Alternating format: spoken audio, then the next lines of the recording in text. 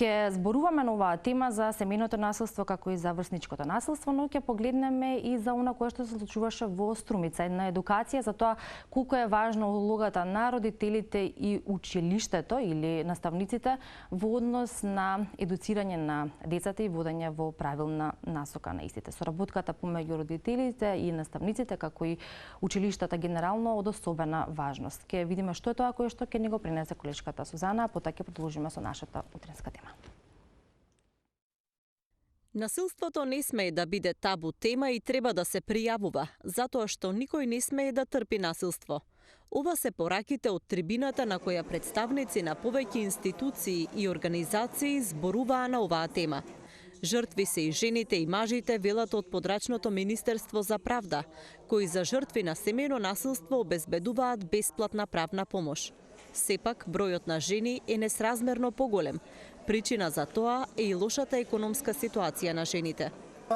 Ние пред се, како Министерство за правда, им обезбедуваме бесплатна правна помош, значи на сметка на државата, имаме листа на адвокати кои што пружат бесплатна правна помош, кои се платени од државата, странката си ги оствари своите права за кои што има потреба.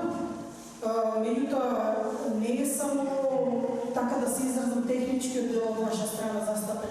Се обезлед адвокат на лицата на кој што им треба.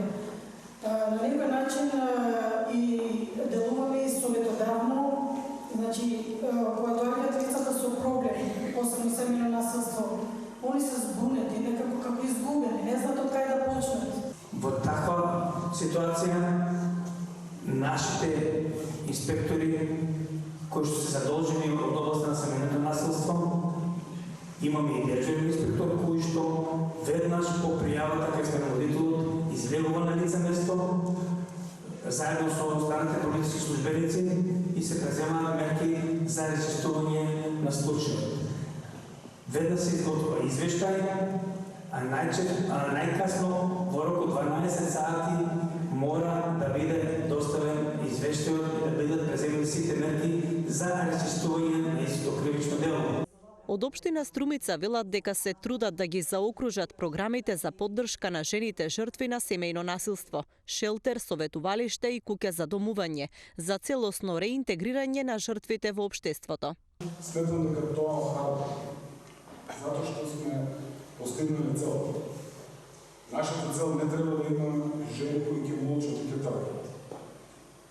Нашата цел треба да има охрабрени жени кои што се спремни да се соочат со проблемот, да му погледнат во очи, а ние како институции да излеземе во престрах моделот на згрижување и секако за мене најголемиот проект кој што ќе го почнем со реализацијата 2023 година, а тоа е куќа на пола пат. Викарниот епископ господин Јаков порача дека треба да се тргне стереотипот дека црквата поддржува било какво насилство врз жената.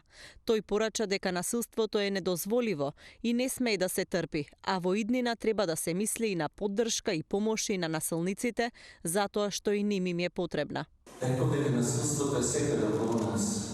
Погледаме во училиштата, не само во рамките на семејството, погледаме буквално насекаде околу нас. И кога ќе речеме жртви на семејно насилство, тоа е еден затворен круг кој што мора да се прекине.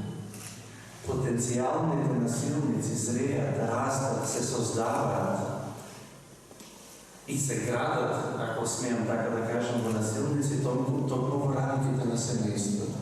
И тоа се најчесто децата кои што се принудени да гледат сцени на семејно насилство.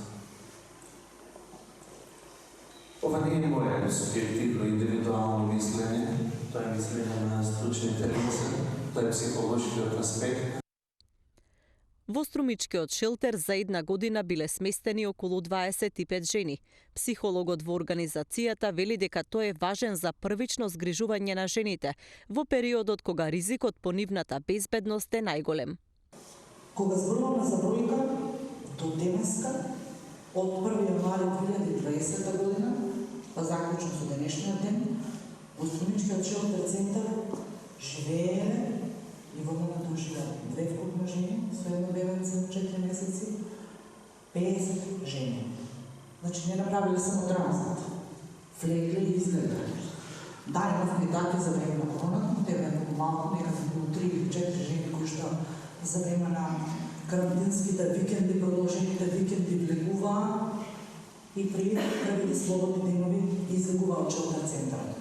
Настанот го организираше Општина Струмица заедно со Сдруженијето Sky Plus во рамки на кампањата 16 денови активизам за борба против родово базирано и семејно насилство. Да се едуцираат децата, но и родителите да внимаваат на воспитувањето за да се превенира насилството помеѓу врсниците во училиштата. Ова е темата на трибината што во подрачното училиште Сандо Масев во селото Баница денеска ја организираше стручната служба во ова училиште. Директорката Драгица Спасова вели дека децата можат многу да променат во своето однесување ако правилно се насочуваат.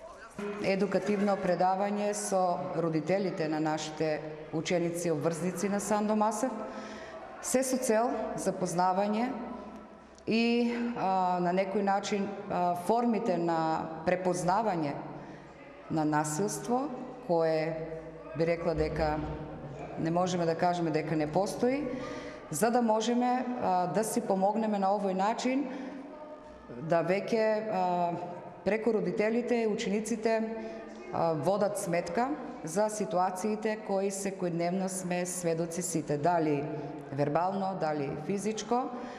Јас сум благодарна на присуството на денес на оваа дебата, оваа предавање, во кое интерактивно со родителите споделивме ситуации, можности и начини покрај од редовност на учениците во воспитно-образовниот процес и за овие елементи и појави да подискутираме и да најдеме едно заедничко решение како сите заедно, организирано ги решаваме проблемите кои се разбира проблеми на училиштата, а во иднина би биле и проблеми на општеството. Стручната служба во Сандо Масев ќе организира и работилници со ученичкиот парламент на кои ќе гледаат едукативен филм за насилството помеѓу врсниците, а потоа ќе дебатираат на оваа тема.